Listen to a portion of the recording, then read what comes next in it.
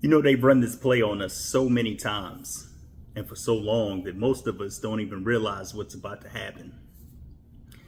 Right now, we're about to go through a gauntlet, and what I'll refer to is the last quarter gauntlet.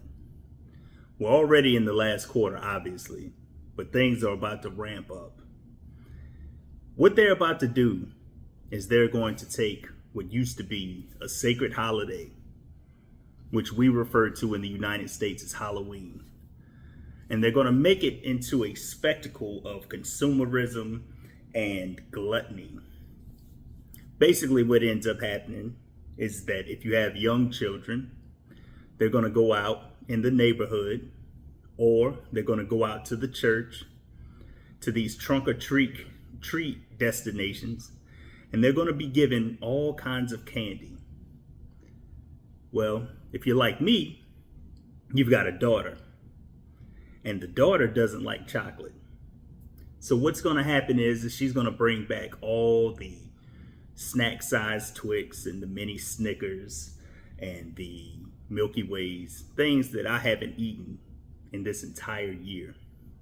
Not only is it going to lead to trips to the dentist, but it's also going to lead to sugar spikes in our bloodstream, which the sugar spikes are going to increase our cravings.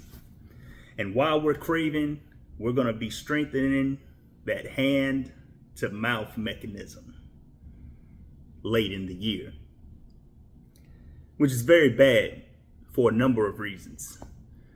For one, you don't want to be eating a bunch of sugar. It's not good for you. It could lead to obesity, diabetes, things of that nature. But what else it does is it's going to make you feel unsatisfied. So you're going to be snacking on all these little mini chocolates or mini bags of Skittles, and in all honesty, when it comes to gateway drugs, there's no bigger gateway drug than snack-sized candy. I don't care what anybody says. Supposedly, research has pointed out that sugar has the same effect on the brain as much harder drugs. I'll just leave it at that. I'm not even sure. I'm new to this YouTube thing, and I don't even know if I could say that word on the platform. So you get what I mean. You know, it's a different kind of candy that goes in your nose. I'll just put it that way. So while you're getting these cravings and they're not being satisfied, they've already got it set up. You're already primed and ready for the next holiday, late November, Thanksgiving, where Thanksgiving is supposed to be a holiday where you're giving thanks for the harvest and the hard work throughout all the year. But it's really turned into a gluttony fest. There's a lot of ego that goes into Thanksgiving. If you're from a large family, you're going to have people who can't decide who makes the best macaroni and cheese, which is another carb-filled delicacy, I'll say. I love it myself. But at the same time, I don't need to try 3 or 4 different mac and cheeses. I just don't. It's unnecessary. While some people's may be slightly better, the difference is somewhat negligible if you ask me. But I won't say that out loud because people may get offended. But you've already been primed for Halloween, eating all that candy. Now you go into Thanksgiving where you stuff yourself to the max, eating turkey with tryptophan that's going to make you relaxed, macaroni and cheese that's going to put on carbs, and you're not going to be exercising because it's probably cold and rainy outside where you live. And then right after Thanksgiving, we shift our focus to buying the gifts. And this is where the real consumerism happens. Most people definitely aren't working out at a time when they're super stressed. You may have small children in your family. You have to figure out ways to buy them the things that they want. The PlayStations and the Nintendo Wiis and the Jordans and all these things that cost a lot of money, which causes us to work a lot of overtime, which in turn causes us to neglect certain aspects of our personal health. Now you're in a real bind because from Black Friday to Christmas time, you're going to be on a treadmill trying to make sure that you make this happen for the people you love. Christmas comes, you exchange your gifts, you probably have another large meal, probably more turkey and macaroni and cheese. Ham is probably added into the mix this time. Whatever. Not good for your figure, so to speak. Then you have your New Year's parties and you sit down and you grab your journals, however they may look. Look at this thing. This is like my prized possession right here. You see this? There's like velvet leaves on this thing. This thing is a beauty. Anyway, I don't want to get stuck on that because I could talk about this thing all day. But you're going to get into your journal January 1st, December 29th, December 30th, whenever. You're probably going to get on the scale, look in the mirror, see your face is a little bit puffy, which mine has been very puffy, and that's going to lead me to my next point. But you're going to get on the scale and you're going to be shocked at what you see, because from October 31st to December 29th, you have gone through a gauntlet that is intended to put you in a certain position. And that position is you're going to need to start that gym membership that you're going to forget about a month into the year. They want you to, after you've maxed out your credit cards on Christmas gifts, to then think about yourself and you start that gym membership. Now, the crazy part about this part of the play is that you're motivated. You got nothing but time. The pressure from getting the gifts is off. There's not too many feasts to look forward to. And now you want to go to the gym. Unfortunately, you're going to find out that you haven't been to the gym in years. Or maybe you're just new to exercise, period. And you're going to go into the gym and you're going to see some people that are going to be at different fitness levels. They're going to know their way around the equipment better than you. And you may feel a little intimidated. Aside from the fact that I'll say the starter equipment is always taken up. Because we pretty much work the same schedule. And because everybody in your locale has gone through the same gauntlet, you're all going to be trying to do the same thing. And you're going to go into that gym on January 1st, January 2nd, January 3rd, and it's going to be packed to the gills. And you're going to look and say, well, maybe I'll take some time off. Let this crowd clear out a little bit. Which is why it's going to bring you to around January 15th. And then January 15th, I believe somewhere in that area, I'll have to go back and look. I actually made a video about this earlier this year. But this is what they refer to as National Quitters Day. You've set your New Year's resolutions. You started off pretty strong, but because of the circumstances you find yourself in, you failed. So now that I've laid out the play, and I'm pretty sure we've all experienced a similar situation like this, I want to lay out a solution. And I'm going to use myself as an example. I had a situation that may turn out to be a blessing in disguise, where through no fault of my own, through no real desire of my own, I had to leave the world of over-the-road truck driving. Now, if I'm being completely honest, I wasn't exactly happy with my situation. I definitely hated the fact that, I had to eat out of truck stops every day. But now I get to come home, cook for myself, cook for the family, experiment with recipes, know what's actually in the food, and hopefully I'll lose weight.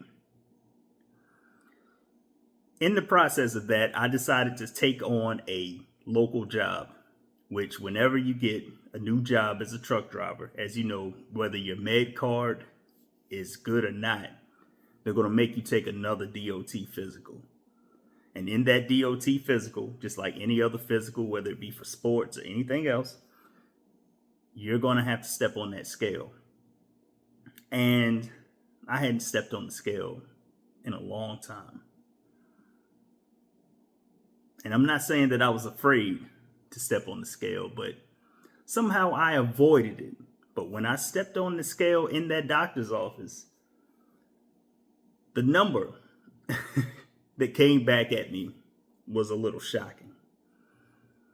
So I knew immediately I had to change my way of eating, my way of existing in this world.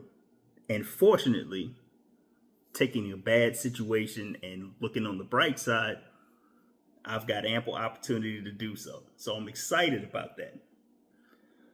But then I realized what time of year it is. And I've been in this situation before. I've struggled with my weight. It's going up, it's going down throughout the years. And for some reason, I always get the urge to go on a diet, to work out around this time of year. And I realize what's going on. You know, we're in a perpetual cycle that's always supposed to keep us behind the 8 ball. But there's a way that we can get ourselves in a better position by just being disciplined. Now, there are things that I love to eat for Thanksgiving, but I don't have to pig out or take 20 plates home from various relatives. I don't have to cook at home, then go to my grandmother's or go to my mother's or go to her mother's or go, wherever. I can just eat in moderation, eat what's necessary. And that's what my plan is this year. That's what my plan has been in the past, but I would let someone else talk me off the ledge.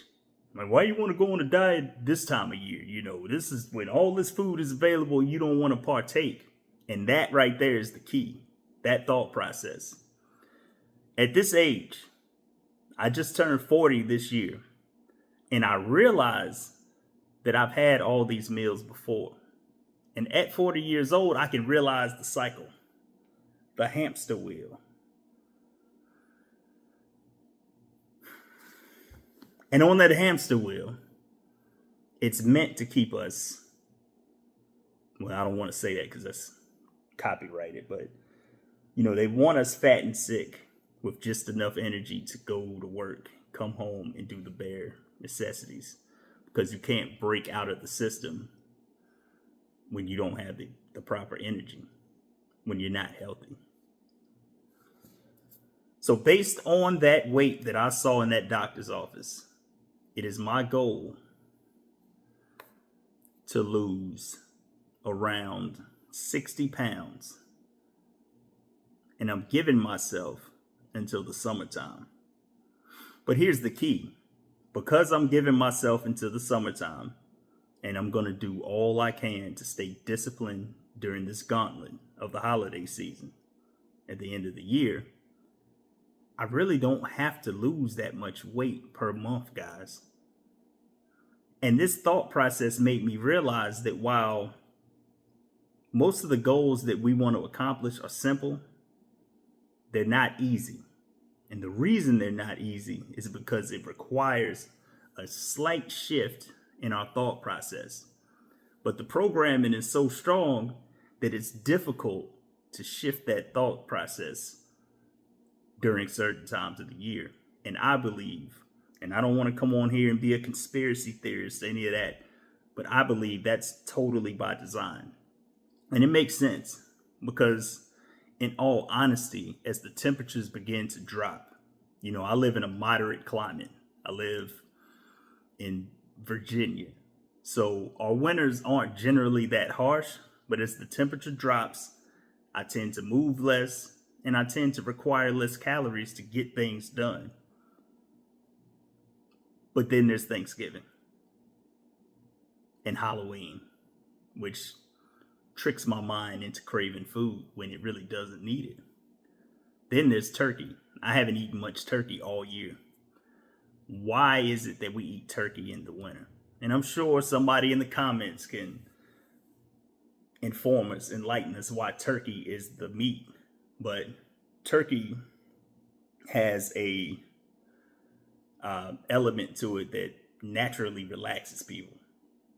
So while you're sitting there watching the Cowboys or the Packers or the Lions or whoever's going to be playing on Thanksgiving, usually I think traditionally we've got the Cowboys and the Lions every year. That's just what you get from the NFL.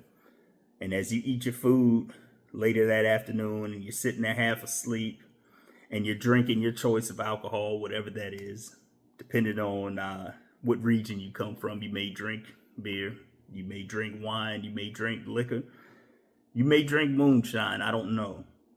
But that's just a cocktail for laziness. So you have to shift your thinking to get away from that. And that's my challenge.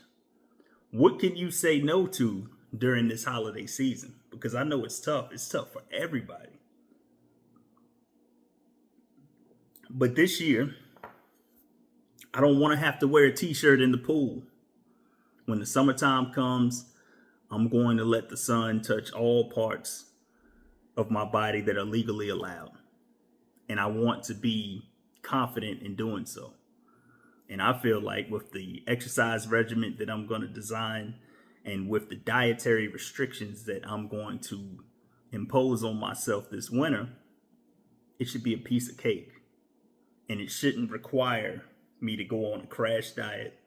It shouldn't require me to make excuses not to experience the joys of the summer. And it shouldn't require me to break any resolutions. I should be right where I want to be. So again, if you made it this far in this video, I want you to put some thought into that right now, because you're about to head down a bumpy road for those of you who are conscious of your figures, of your weight. And I'm just here to tell you that there's a way that you can outsmart the system. So if this video resonated with you, if you have goals, weight loss goals, drop those in the comment. I would love to hear those. And honestly, I'll see you guys in the summertime, because the summer is going to reveal who stuck to their guns and who made it happen. And that's not necessarily something that should be seen as a threat, but it should cause a little bit of excitement for something other than going out and spending money and stuffing yourself this year. I believe that discipline is a very strong way to improve your mental well-being.